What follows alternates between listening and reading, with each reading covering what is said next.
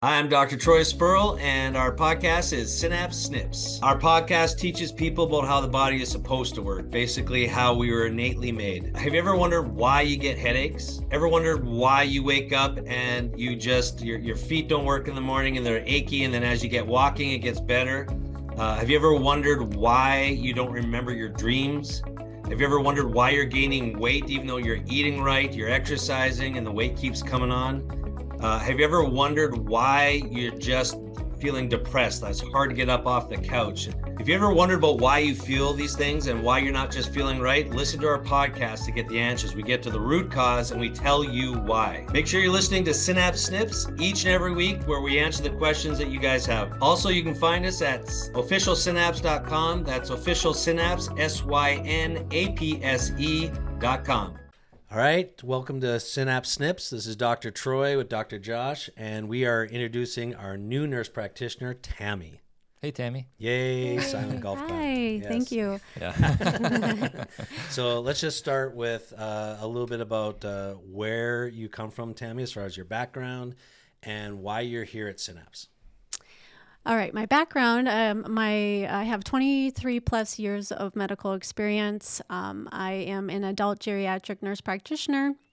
I have been practicing that since 2016, but I was a registered nurse since 2002. Prior to that, I had exercise physiology with nutrition background as well. So why I'm here in Synapse is to really bridge the gap between conventional world and functional medicine. I really feel that we need to come with the root cause versus just treating conditions. Yeah, with your background, especially in the exercise physiology and then just your natural intrigue when it comes to just a healthy diet and lifestyle, it was a pretty easy yes for us when you came through our doors. So yes. That part's been nice. So before we jump into all the different things we're going to have you do, I just want Dr. Josh to talk a little bit about some of the things that we've been working on in the past. Mm-hmm. And when I say in the past, I mean for the last 7 years, and we finally get to release. Yeah. So I'll have you just kind of lay it out there when it comes to some of the regenerative medicine and some of the IV therapies. So talk a little bit about the need that the patients have and why we've been waiting to release this particular. Yeah. Well, we've been, I've actually, as a reminder for people, I've known Troy for 20 plus years probably. Yeah. And for a lot of that time, I've been working with you in a professional capacity, off and on with my trips to Colorado and such. But we've always been wanting to develop programs here at Synapse that cover both basic health needs. And if you've listened to our podcast, we talk a lot about the basics, but we have a lot of complex people too. Yeah. And those complexities often require, especially now post-COVID, we have a lot of stuff that doesn't cooperate the way that it used to. So we're needing to find more and greater tools in order to achieve the results that we used to get with the basics. Yeah, we're talking Lyme, we're talking autoimmune, we're talking long haul COVID or spike protein injury. So there's a lot of scenarios there that even used to respond just to diet and lifestyle that don't anymore. It's funny, I was listening to, I was reading something this weekend, and it was a doctor that had interviewed a lot of doctors that had 60 plus years experience. They were in their 80s plus, talking about the precipitous drop of patient vitality that they've seen since they started practicing 70s and 80s and stuff. You and I have talked about that too, even in the last 20 years, seeing that people just don't have, whether it's the environment, it's the food we're eating, the quality, they just don't have the level of robustness and the capacity to heal that they used to. Or the reserves. Yeah, they don't have any of the bounce back. So you have to come at it with a heavier hammer. And that's also one of the reasons why we've been pretty vocal about just changing our food supply, changing the diet and lifestyle. And it is one of the biggest components to actually getting healing for people. So we're all in on that for sure. With that in mind then, one of the ways that we're exploring getting better results with patients is through regenerative medicine. And we've done some regenerative medicine here over the last year plus. We've done joint injections, mostly shoulders and knees, but those injections have primarily involved something called PRP, platelet-rich plasma. That's a product that comes from the patient's blood. Yep. The problem there becomes if the patient's blood stinks, not literally, but if it's unhealthy. If it's unhealthy, right? And you're trying to put that back into a joint or somewhere else, it's only going to be as good as, the health of that patient when they started. There are a lot of new things. I'll have Tammy kind of explain the things that we're adding, but we're adding so many things from not only a joint regeneration perspective, but a systemic and brain regeneration perspective that really are bypassing a lot of those concerns now. So do you want to describe kind of the menu and kind of everything that we're going to be doing? Yeah, I would love to. I'm actually very excited about this because we really, like you guys talked about the health of our patients. We have to target it on a cellular level, and I feel like the products that we'll offer can do that. So Wharton's Jelly is one of the products, and it comes from umbilical cord tissue. It's like a jelly-like substance that's inside. So how we get this is patients donate their umbilical cord and their placenta, which is something that gets thrown away after delivery. And once they donate, it goes through a strict cleaning, like purification process. So we contract with a lab that's FDA approved that does that screening for us. So back to the Wharton's Jelly. So the Wharton's Jelly has content that has DNA and RNA and growth factors, collagen, and things that are going to help us rebuild, repair what age basically destroys for us, and then things that we do to destroy it as well. And so they're going to go in and repair and restore. On top of that, we also have these exosomes. So the Wharton's Jelly basically spits out this waste. They call it waste, but it really has tons of growth factors and RNA messengers because they work on a cellular level. The exosomes do a cell communication. So if you think of it as a farmer, when you're going out to feed the soil or you want to grow something, you need to have good fertilizer. And that's what the Wharton's Jelly is. That's what the exosomes is. So you put that in the joint or you put it systemically, and it's the fertilizer that starts. And then it's the Wharton's Jelly that's the seed. And so together they work really well to grow and repair and restore what we have lost. Yeah, a lot of this comes from inflammation. Some things you just mentioned there, like they've lost the ability. As we age, we become more inflamed and we lose the ability to communicate properly. So by restoring a level of communication, that helps people start to behave like they did when they're younger, and they're by decades sometimes. Yeah.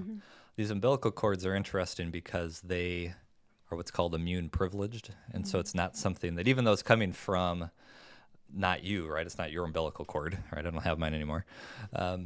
Those umbilical cords aren't going to cause the rejection and allergic reaction potential of other types of like transplanted materials and such. I did want to mention one other thing too about the umbilical cords. The companies that we're using also screen the umbilical cords, the mothers in particular, for COVID and for COVID shots. And so we don't have... So the things that we're getting are not contaminated. They're very clean. Exactly.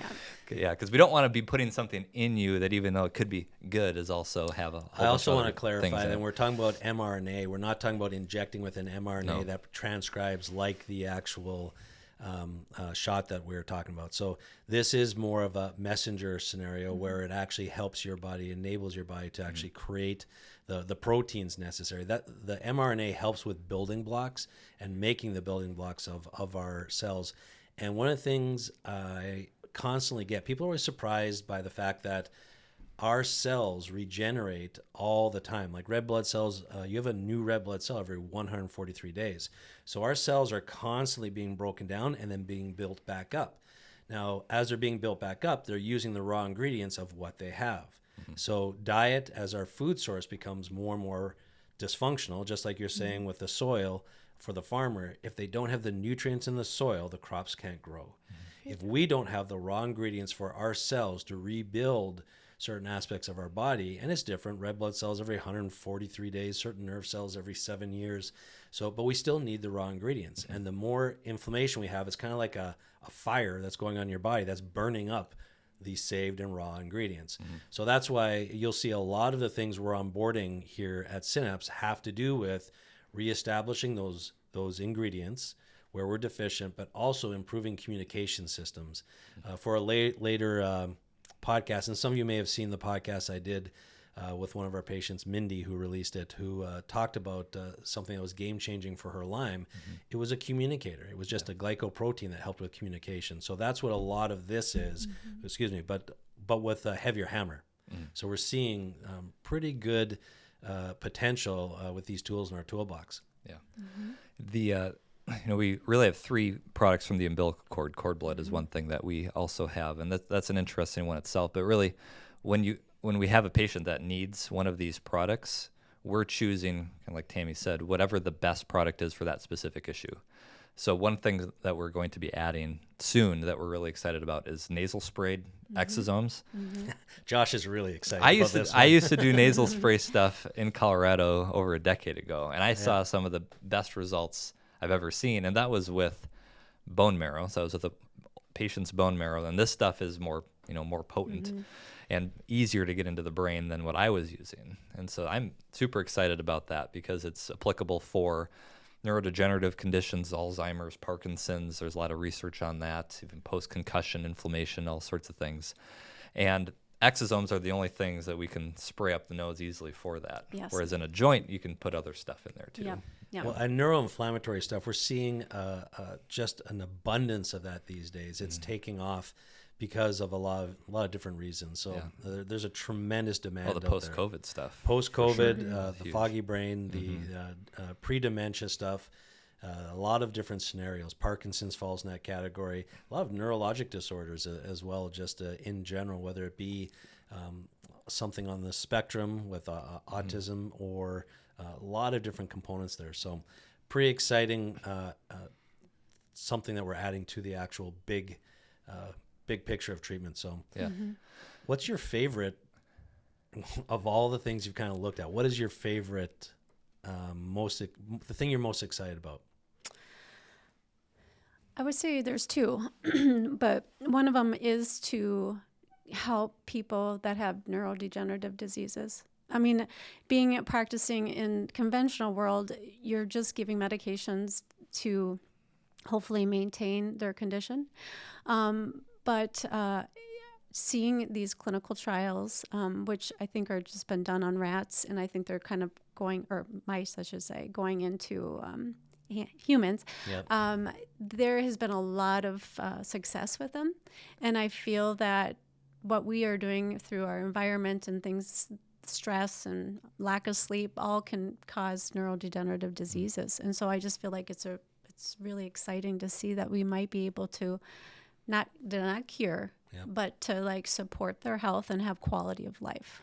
Well, it fits with our premise here of doing functional medicine at Synapse too, because as you work on the foundational things of improving diet, improving sleep, improving what you're putting in your mouth for food, and then balancing your hormones and inflammatory components, there is a greater potential to restore our God-given natural ability to actually communicate, fight infection, balance and manage inflammation and disease. It's really promising. Absolutely. One of the things I see with patients now, this goes back to the vitality part. We always work to reduce triggers in patients, whether it's diet or heavy metals or infections. Sometimes you can take care of a lot of that stuff, but because they don't have the capacity and the raw materials to recover, it's just they kind of sit in this stagnant state where they can't make progress. So this is a great way for us to kind of kickstart that recovery a bit better. So there's a couple other things you're going to be doing here as well. One of them is IVs and the IV department, and I know Josh is excited about that one as well because I'm excited about everything. Yes. And then primary care. So let's talk about the IVs first. So tell us a little bit about the different things associated with IVs as far as what we're going to be doing here at Synapse. So with the IVs, there's a lot of things that actually we can do, and I'm super excited about it as well. So that was kind of a toss-up of what I like the best. But as far as the IV therapy, we can manage acute conditions, such as if somebody has a massive migraine or an outbreak of shingles or gout, anything that, or even a flu, like if they have the flu. These are things that we can tackle right off the bat, and I'm excited about that. And then chronic conditions. I love being able to individualize specialize and put packages together based on what these people are experiencing. And it's just really exciting to see that we can actually go into the cellular level, because IV is 100% bioavailable versus you bypass that gut. You know, people have gut issues. They may have had gastric bypass, like a surgery, that they can't absorb these nutrients. So it's really nice that we can be able to bypass that and receive. Yeah, one of the things we're seeing a lot of people who are eating but not absorbing the food. So we were actually seeing nutritional deficiencies in obese patients. We're seeing people who are consuming the right amount of calories in a day, not getting the nutrient status, and that's across the board. A lot of that has to do with living in a fight or flight state, not in a rest and digest state. So that's lifestyle again, whether it be sleep-induced, stress-induced, but also some of the foods and things we're exposed to really wreak havoc with our lining of our intestinal tract. So, so a lot of times the IVs will help get people the boost they need to get them a level of stability, while again, we work on the underlying cause of the root cause. And that's one of the things you said right out of the gates, is just being focused on root cause. So I love that, because that is a better way to actually go after really living healthy. Yeah, right. We're going to do IV exosomes too. Yeah, that's true. Yes. Just to stick with my theme of everything that I like. Yeah. Well, we've spent a lot of time and effort on different IV programs. We've even spoken with some of the top people in the country, and so we've had these protocols for a while, and so we want to implement them. We've been very, very cautiously awaiting for the right fit and everything. So I'm happy to announce that you're going to be hearing a lot of information about the different IVs coming up soon. So that part's pretty exciting. I've been waiting a long time for that. Yeah, long time. Yeah. Let's talk about the primary care part. Yeah. So this is an often recommended, or we get this question a lot, or if a person comes in, they say, well, I need to go to my PCP for this thing, but I don't have one, and I don't trust anybody. And I think you probably get this question all the time. Do you have anybody that you can send me to that you trust? And the answer is usually no. We don't have very many options. Weekly. We have a couple of resources that we've, depending where they are from. Here locally, we've got one. So that we've worked with.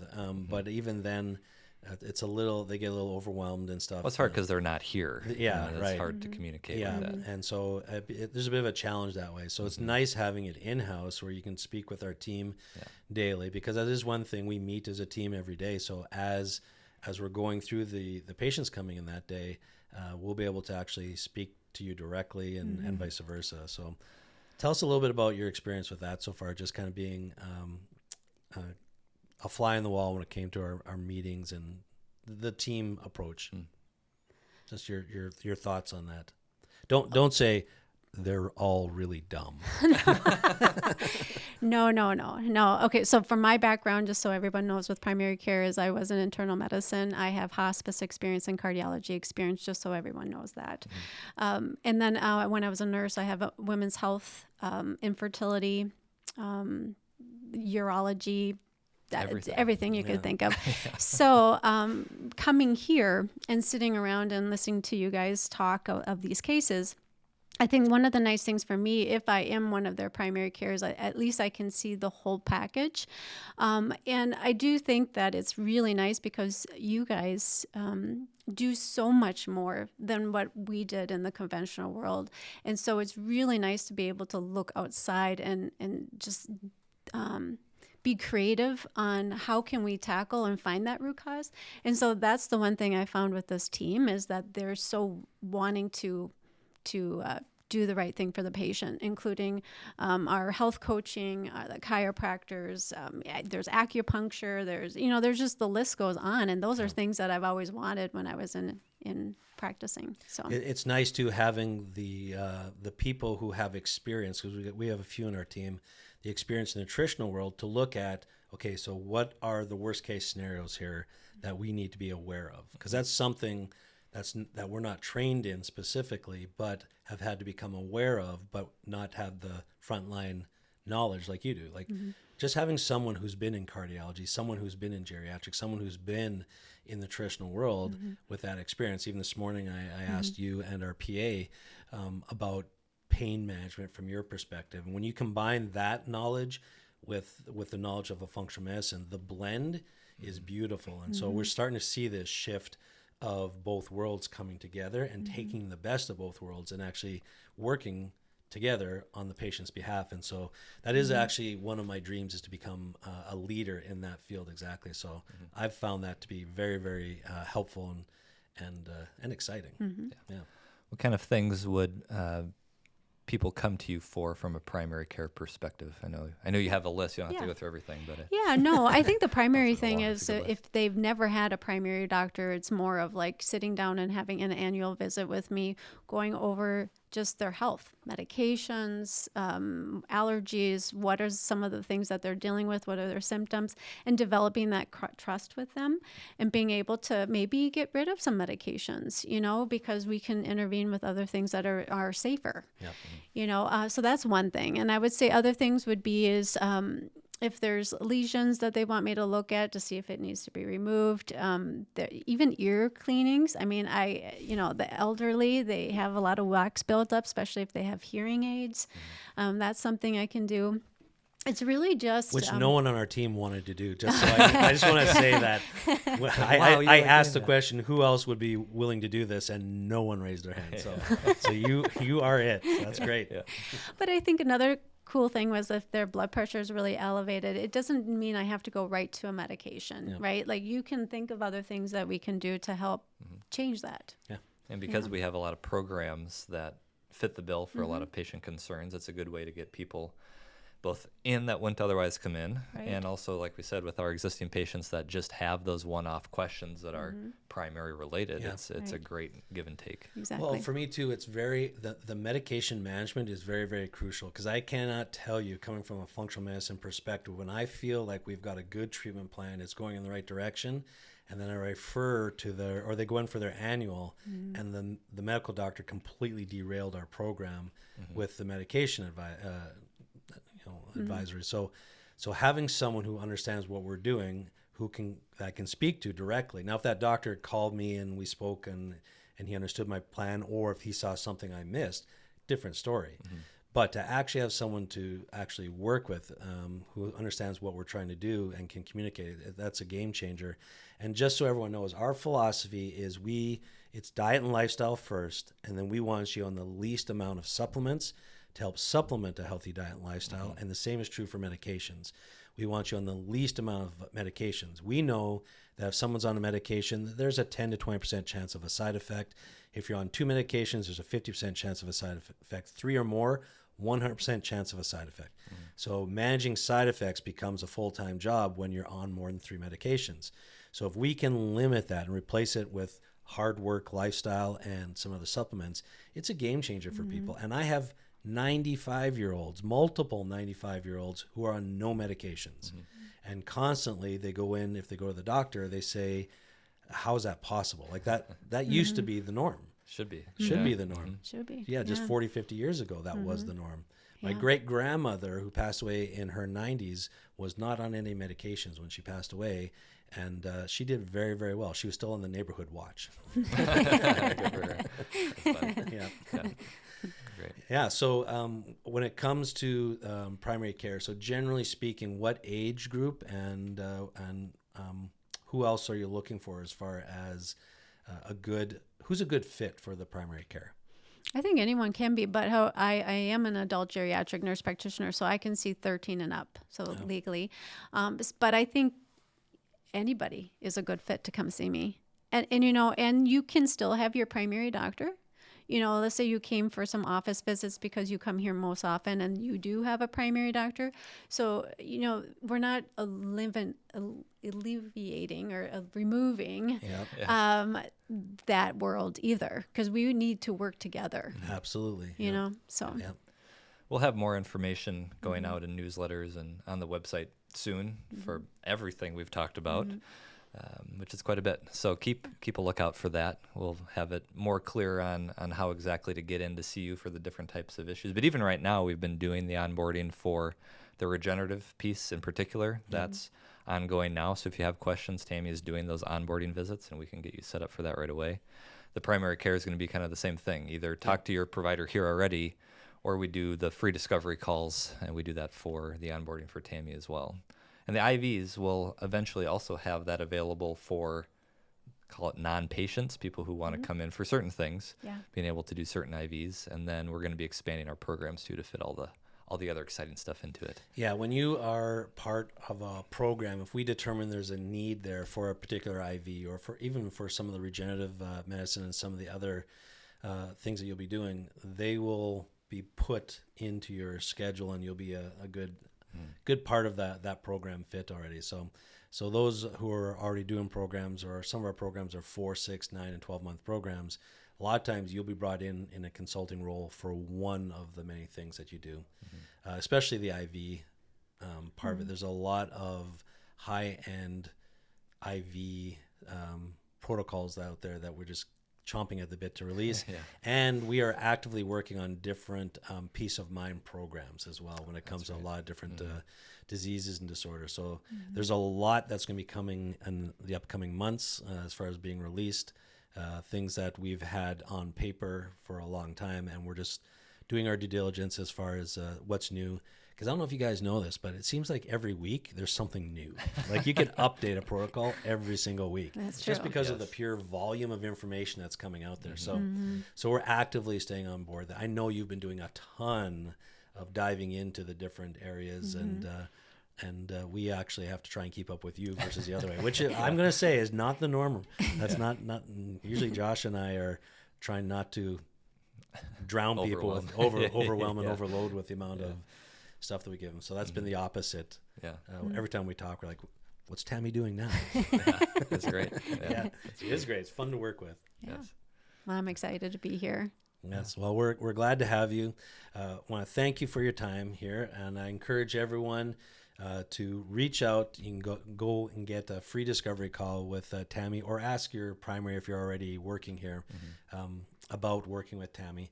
And just pay attention to what's coming out, because we've got a lot of announcements coming, a lot of good things in the market. If you do want regenerative medicine, one of the questions I just wanted to focus on is what we're actively doing right now. So we know knees for sure, and then what else are we looking at for the regen?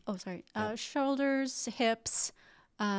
We said knees and elbows. And then I am I'm comfortable with more of the smaller joints, let's say hand, but I would just need to specifically know what joint, so we can. That's part of the. There's a little more investigation with the smaller joints, because it's a little bit more of a precision thing, and the outcomes aren't quite the same as the larger joints. Yeah, so. You want to make sure you're putting the stuff where it needs to go, which is harder when there's so many joints in one spot. Yes, so that's okay. We just do our due diligence and figure that out. Absolutely. And the IVs for the exosomes we're onboarding and doing already. Yes, I'm excited about that. Very excited. I'm just going to say exosomes again. Exosomes. Let's finish with that, because exosomes is very exciting. So speak to, last word, Josh, speak to the exosomes, some of the things you saw 10 years ago when you're working with it, and then some of the potential outcomes. Because this is, I want people who are suffering with certain conditions to know that there's hope. And it's not a guarantee, but there are certain things that can help with. So off the top of your head, just go through a list of some of the things you've seen and what it can actually help with. Yeah, so that's a big list. I'll try not to go for too long. Exosomes, as a reminder, are those cellular messengers. And this goes back to what you had said about Mindy, your conversation with her about the messaging between cells being so critical. We think of regeneration being you got to rebuild all of the tissue from scratch. And very often you've got viable tissue, whether it's in your brain or in your joints in your body. And it's not that they're dead. It's that we've talked about this idea called cell danger response. It's where those cells are intentionally shut down as a protective mechanism. And then they stay there because they don't know if the threat is gone. And so those exosomes are a way of them going and knocking on that door and saying, hey, the coast is clear, come out and actually do your job again. Great analogy. And that's a lot of the other regenerative therapies. I think this is where people miss the boat, thinking like, oh, well, because it doesn't regrow a full, meniscus, doesn't mean that it's going to be not helpful. But so much of the problems, even from a joint perspective, are just the inflammation caused. We see this a lot with low back. MRI. Yep. This is why 50% of low back surgeries fail, is because there's not a strong correlation between the degeneration of an area and the pain of an area. I've had people with the worst x-rays, the worst MRI come in and they have no pain. Exactly. So when you have the presence of your immune system in and around the cell, for some people, that's enough to get out of pain. You don't have to regenerate the entirety of the joint. You just have to have a presence of your immune system, a certain type of presence. Yeah. And so we see that with a lot of viral infections that induce pain. We see that with a lot of Lyme infections that induce pain. And we've talked about this before on past podcasts. Like when people have stress and a virus acts up, a lot of times all you have to do is reestablish the immune numbers, and then that virus is like an inmate in a prison with the prison cell door open. It goes back into its cell just because of the presence of the guards there or the immune system. So we see that a lot. Yeah, you're never going to fully clear an infection, like Lyme. There's always going to be something there.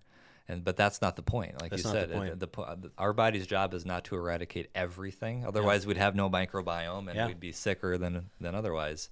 It's just that harmony that we have to reach. My best case in Colorado doing the nasal spray, the person with MS, and after we did the one nasal spray, she didn't need her walker anymore. Yeah. So again, that's not a guarantee that this stuff works for everybody. That's why you have to have a conversation, but it can be very powerful. So what was the short list that you're gonna go through? Well, the amount of joint benefits that I've seen. Joint pain. I mean, that's huge. People that even are bone on bone and shouldn't improve. This goes back to the imaging thing. You can keep coupled. So one thing that we didn't mention, when Tammy goes through and discusses regenerative therapy with people, we also have developed side programs that include nutrition, include the chiropractic and the therapeutic exercise rehab part. Because when I was in Colorado, we didn't even have that stuff. I was in a clinic that didn't do functional medicine, and we just did injections and found benefits with that alone.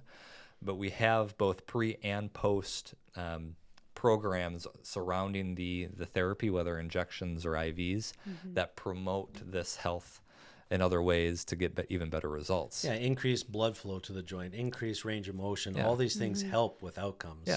So the research is great on Parkinson's, on Alzheimer's, on, like I said, MS and all neurodegenerative. And wound. I don't want to forget about wound. Wound healing. I think that would be. It's really applicable to pretty much anything you can think of. It's just it's not a silver bullet, because you have to support the other areas that are, like for Alzheimer's. There's so many different things that can trigger the cognitive decline and the disruption of you still have to deal with that stuff.